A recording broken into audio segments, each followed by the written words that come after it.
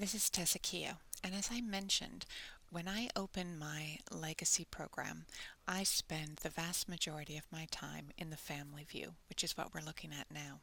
And the reason that I like the family view is because it puts the husband and wife, as well as all of the children, the marriage information, and the parents' information right there in one view. I can move around really quickly. I can also go and add individual information, but I have a really good picture at all times of the entire family that I'm looking at. And that's the family view right there. As I mentioned, the pedigree view is nice to take a look at when you are showing it to someone. You want to check that you have family members in each one of these blocks, or you want to, kind of move around quickly and see which lines carry back and which lines you might need to work on.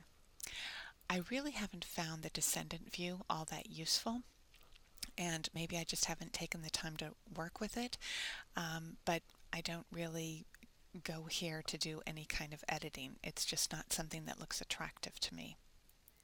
The chronology view, in my opinion, is great because I can take a look at this chronology. I can also ask for a report, and when you preview the chronology report, you can share that with someone and ask them to take a look at it and see if they think any information's missing. It's a really good way to take a look at your research problems or issues and share them with someone else and come up with new avenues of research to take a look at. But as I mentioned, 75% of my time is in the family view, very little time in pedigree or descendant, a little bit of time in chronology, and something I've just started using is the index view. So the interesting thing about the index view is if you click on RIN, it puts all of your information in record identification number order. If you click on given, it would put it all in order by given name. So we start out with, all of our A's here. You can also click on the surname and then work your way through the alphabet by surname. So it gives you a lot of opportunity to just click around and take a look at all the individuals in your index or in your file. Now there's a couple options here, and it's always important to take a look at that. You can include alternate names, you can include married names, you can change the sort or search to a user ID if you use that, and you can customize your columns. And this is probably one of the more important tabs here. You can also zoom. So if you clicked on that, you could go to the automatic size. You could also go to any other size that you want. So you can make this as large or as small as you want. Now I'll just show you what mine are. I have the record identification number first, followed by the full name, the sex, birth date, birthplace, death date. Then we move along to death place. I also have cause of death, age, burial date, burial place, and that's where mine ends. So you could have as much or as little as you want here, but your option is to customize the columns, and you can put in anything you want here, and it's done just by clicking on this one and including anything you wanted. So if you wanted to include, for instance, the first marriage, you just select that and add it right here, and you could include anything else you wanted. So you include all of those. You can move them around right here by taking, for instance, this one right here, and if you wanted to move it up or move it back. So you can move your index any way that you want, and then you can also save it. Now the one thing that I haven't noticed that you're able to do, and the first thing I'm going to show you, is that by adding those at the end, I have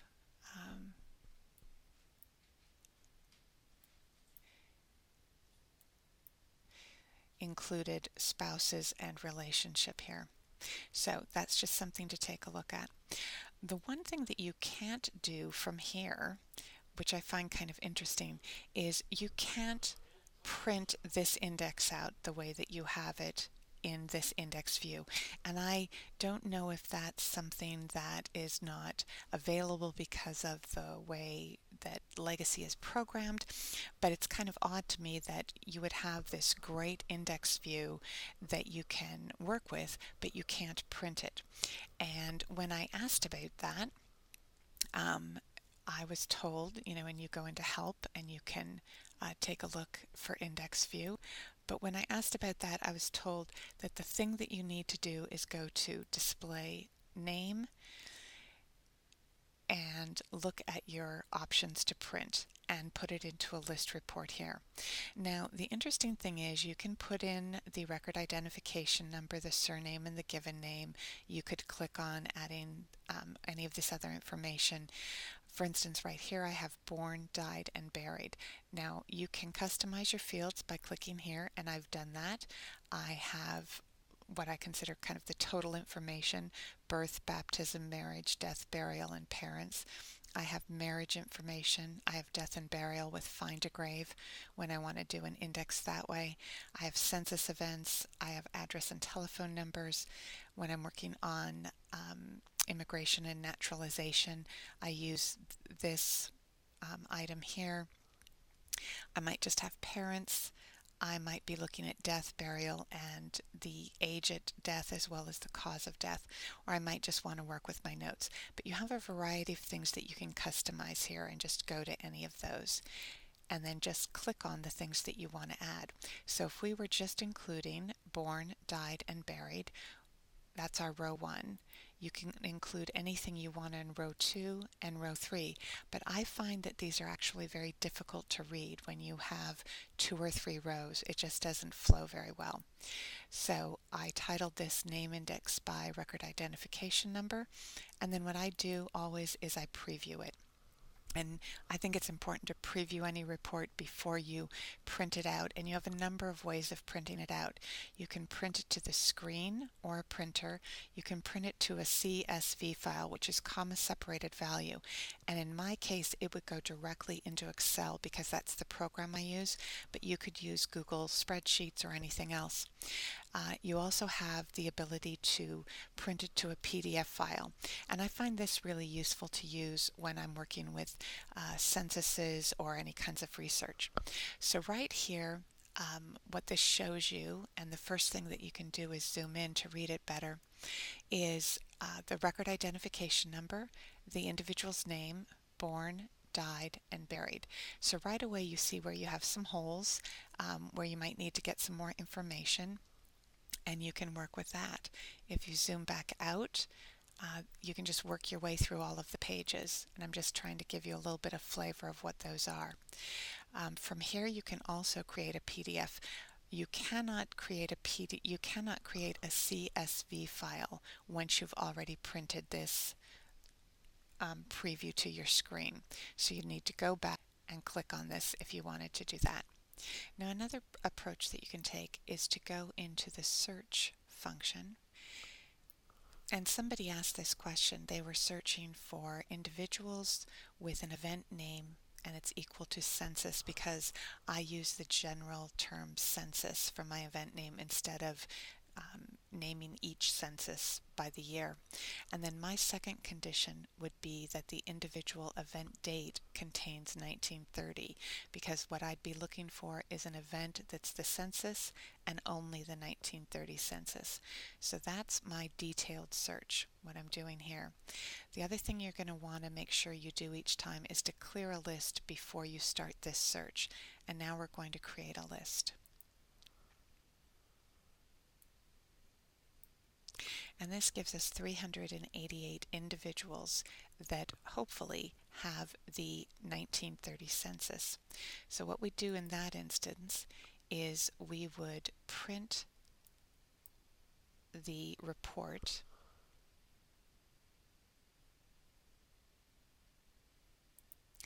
and since what we're looking for is that 1930 census,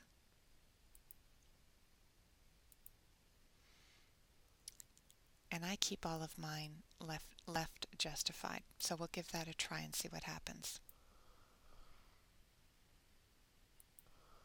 So if you want to work with your detailed search, you could put your title in here, which is the 1930 census. You could go ahead and play a little bit if you want to shade names or use short locations.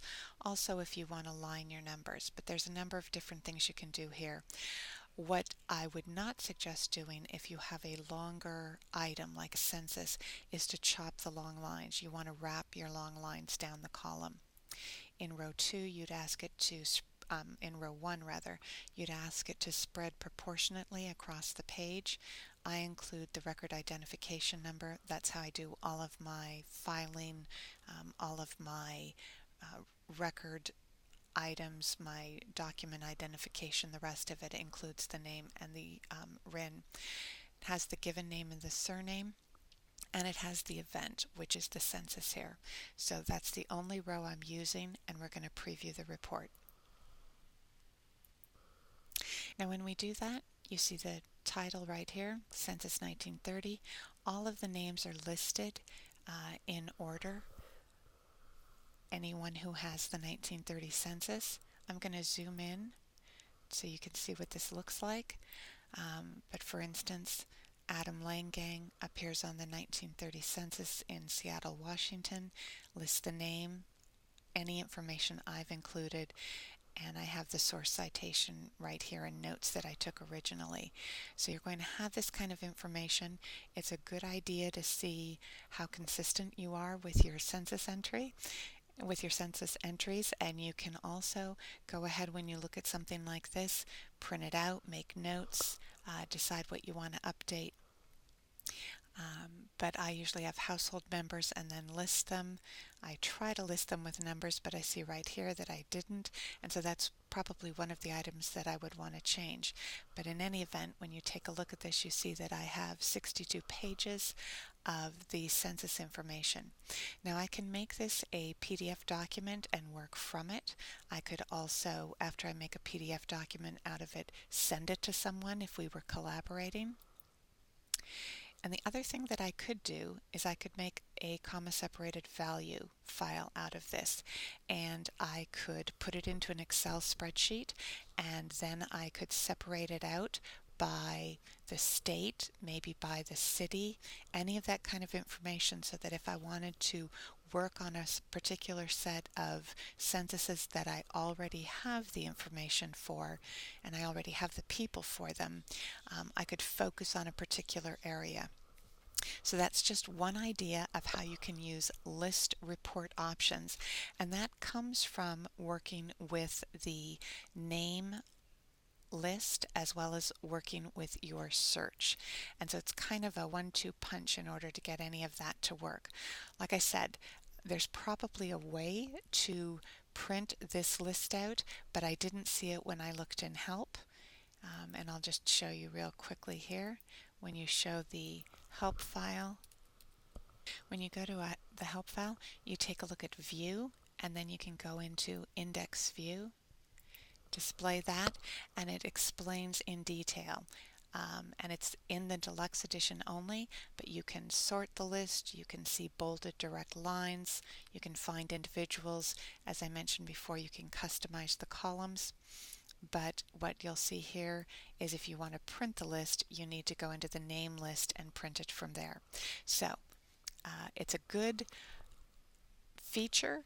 I think it could be improved by being able to print it out from what you've customized it straight in the index view.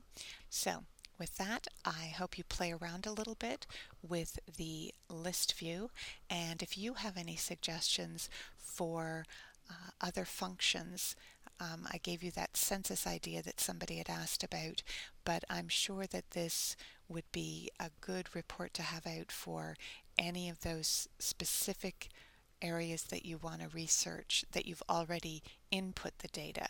Keep in mind you're going to be using your search function or your potential problems or your missing information report if you want to try and find what additional research you need to be doing. This is only for data entry that you've already incorporated into your legacy program. So as you can see, you have a number of tabs here to work with. I'd suggest that in addition to working in your family view, you take a look at and see how you can use the index view.